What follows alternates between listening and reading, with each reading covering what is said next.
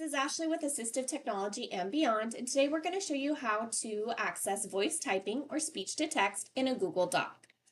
We have a blank Google Doc opened up, and you're going to go over to the Tools, down to Voice Typing. And your gray little voice typing box will pop up. You can move it around wherever you would like.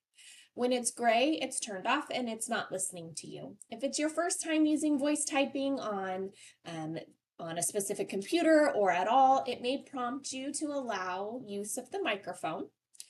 And once you do that, you're able to access it. When you're ready, you can click on the gray microphone. Now it turns red and it's listening to everything that you have to say.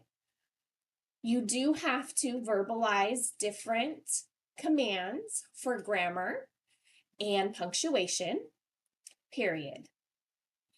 There is a list of commands available linked below, period. Exclamation point, question mark, comma.